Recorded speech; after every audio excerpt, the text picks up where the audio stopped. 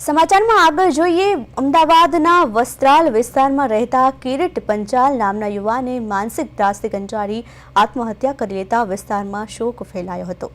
કિરીટે Maninagar railway station પર train નીચે આવીને જીવન ટૂંકાવ્યું। આ ઘટના બાદ પોલીસને મૃતક પાસેથી એક સુસાઇડ નોટ મળી આવી હતી, જેમાં કિરીટે સ્પષ્ટ શબ્દોમાં પોતાની પત્નીને ન્યાય અપાવવાની વિનંતી કરી હતી। કિરીટ વસ્ત્રાલ વિસ્તારમાં આવેલા એક પેટ્રોલ પંપમાં કામ કરતો હતો અને સુસાઇડ નોટમાં કિરીટે આક્ષેપ કર્યો છે કે તેના સાહેબ રશ્મિતસિંહ અને હાર્દિક પટેલ નામના વ્યક્તિ દ્વારા સતત માનસિક તેમજ શારીરિક ત્રાસ આપવામાં આવી રહ્યો હતો। આ ત્રાસને કારણે જીવનથી કંટાળીને આત્મહત્યા કરવા મજબૂર થવાનો ઉલ્લેખ સુસાઇડ નોટમાં કરવામાં આવ્યો છે। આ ઘટના બાદ કિરીટના પરિવારજનો રોષે ભરાયા હતા। તેમણે ન્યાયની માંગ સાથે મૃતદેહ સ્વીકારવાનો ઇનકાર કર્યો હતો। પોલીસ દ્વારા તપાસ કરી કાર્યવાહી હાથ ધરવામાં આવી છે।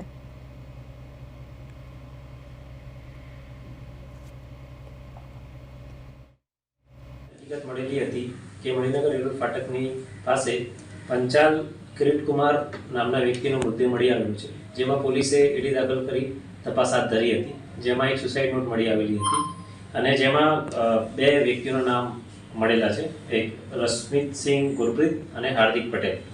પોલીસે આ એડી બાબતે કાયદેસરની કાર્યવાહી હાથ ધરી છે અને વધુ પુરાવા મેળવવાની કાર્યવાહી હાલમાં ચાલુ છે।